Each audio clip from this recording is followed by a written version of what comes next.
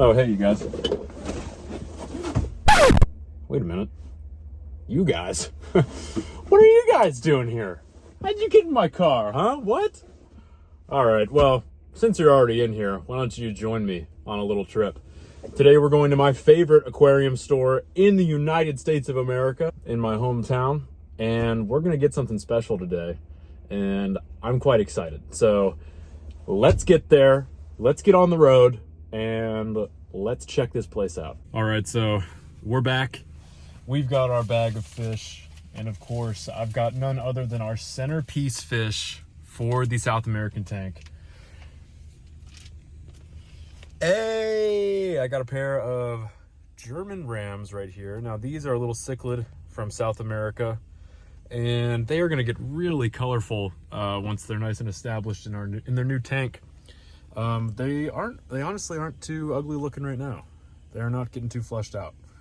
I'm really excited to get these guys home. We have got to get a move on though, because like I said, I'm in my hometown. I've got to get back to my house. So we got to get a move on. So I'll catch you guys when I'm finally back at home. Check these guys out. While they acclimate, I just want to show you, we've got a male and a female here. Our male's right here. You can tell by the real long fins he's got. Those are going to be used for displaying to the female, trying to court her and that sort of thing. And here's our lady right here. As you can see, they're both going to be decently colorful. So for that, I'm pretty excited. Let's let them continue to acclimate, and then in just a minute, we'll get to see them actually hanging out in this tank. I'm very excited. I do just want to let you know though, I have a little surprise. We've got some more fish on top of the German rams that I'm pretty excited to show you. We've actually got some new friends for Tot. I've got a pair of yellow platies and some white cloud minnows that are actually going to make Tot's tank their new home that I brought from my home. So they hopefully will continue to breed and that sort of thing. They were breeding in a 15-gallon for years. Hopefully they continue to do that. I think I have a few pregnant fish, so we're just going to have a nice tank full of live bearers up here. So that's going to be pretty interesting. It's going to be a little bit difficult for me to give you a great look at these guys before we get them in the tank. But once they're in here, just like the rams, once they've settled in, I'll try and give you the best look that I can. But what we're adding here is a small school of white cloud minnows, I think about 8 of them, as well as a pair of yellow platies that I bred myself. One of them, I really love this fish. I initially got some red and some yellow platies some years back, trying to see if I could ever get a yellow and a red, and lo and behold, we did. I don't know if you can see what I mean there. Let me try to give you a look at him before we get him in the tank. And away he goes, just like that. Tot's got a plethora of new friends. I'm excited to see how these fish do in this tank. The guppies have done remarkably well. There are a ton of fresh babies in the tank right now. So I'm hoping that the white clouds at least get to breed. We've only got 2 platies, so I'm not really expecting them to do crazy numbers in terms of population, especially if they breed more than once. You know, those fish might look a little funky in a couple generations, but I'm excited. One day Tot will be large enough to eat these guys, so, you know, we'll have to keep an eye on it. But for right now, Tot has a lot of trouble catching the biggest fish. She has a lot of trouble catching fish, period, since I keep her fed anyways. So let's let all these fish settle in for a minute, and I'm gonna catch you in a little bit when these fish are nice and colored back up.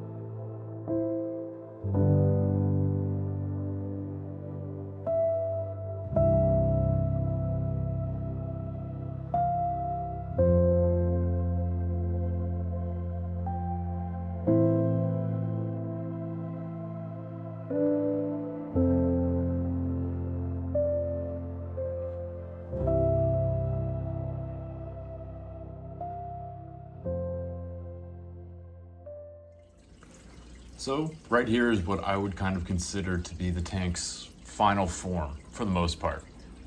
It's taken me a minute to finally feel like the tank is at a place where I have stuff to update you about. But now that we're, I think, 2 months out, 1 month out from when I put it all together, things are really going spectacularly in here. First, let's take a look at the new fish. So we got 6 Harlequin rasboras. I saw a lot of fish in the store that I thought were really cool. A lot of nice tetras that I've never had before, but tetras get pricey. I did not really realize that. So there were a couple species I was looking at, but what I finally decided to land on was the Harlequin rasboras. I've never kept any of these before, and they have immediately kind of brought the tank to life. They don't seem to be afraid to just swim around out in the open in the tank. They don't have to be in such a tight school like the cardinals are, and they are acting as something that we like to call a dither fish in the aquarium. It has made everybody more comfortable. Over the last several weeks, the cardinal tetras have never really gotten used to me walking past the aquarium. They always go hide in the corner. Same with the cories. But now that the rasboras are in the tank, everyone feels a little more calm, because when you see those guys out hanging out where something might be able to get you, that means it's safe. So you can do that too. And the whole tank is looking all the more gorgeous because of it. The German rams have finally settled into the tank. I was worried about them for a while because there was a day or so where I just could not find one of them. I thought something had happened to it. Maybe it passed away and the cories got rid of all the remains. But no, they're actually both doing fine. One of them must have just found a really nice hiding spot. The Harlequin rasboras were actually not the only thing I got at the store today. We also got 5 Amano shrimp for this tank. So that kind of completes the cleanup crew. It's as ideal as it could possibly be for me now. We have an awesome mix of snails in here. We've got the 2 Stephodon gobies. We've got the pack of 6 or 7 panda cories.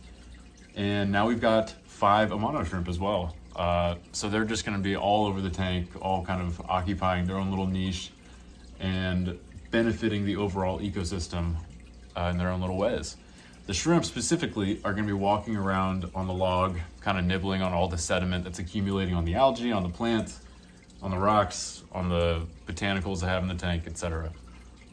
So they're going to play their part, and I can't wait to watch them do it. Now, finally, I want to kind of talk about the plant growth I've seen in the tank recently. When we filled the tank up, I knew that the lilies were going to skyrocket up to the new surface, and they certainly have. There are 3 leaves now that are all the way up at the top. There's this really spectacular one that's coming in. It's huge. It's at least twice the size of all the other ones so far. And that one's making its way up to the top. Now, the reason that this plant, as well as the other ones over here in this pot, are doing so well is because when I created the newt tank initially, I put sort of a root tab inside of the soil in that tank. And that tab was full of nutrients. And we are seeing that they absolutely work. The plant growth in the pots is far better than that in the gravel I've planted around the rest of the tank. Now, the goal with the tank, where you're trying to replicate such naturalistic conditions in your aquarium, is for the rest of the substrate in the tank, all of the gravel, to have that same sort of nutrient-packed punch for the roots of the plants to munch on, by just simply letting the waste from all of your animals accumulate, dying leaves, melting plants, algae and that sort of thing, letting them kind of come to rest in the substrate itself instead of you sucking it all out and dumping it down the drain. That stuff is actually incredibly beneficial for your tank if you can manage it right. And that is where all the plants come in. The plants can help you take care of that. You need the cleanup crew in there to help you take care of the plants. And once you've got all that going on, you've got an awesome place for your fish to prosper. So I'm hoping that under these conditions, the German rams will pair up and they'll find a spot in the tank to start laying some eggs. I cannot wait to see that happen. I have my fingers crossed, and you guys will be the first to know. So I hope you've enjoyed this little update. We have kind of come to a stopping point on this tank. We won't be adding anything new for the foreseeable future, other than maybe some plants. So now it's time for me to think about what's next.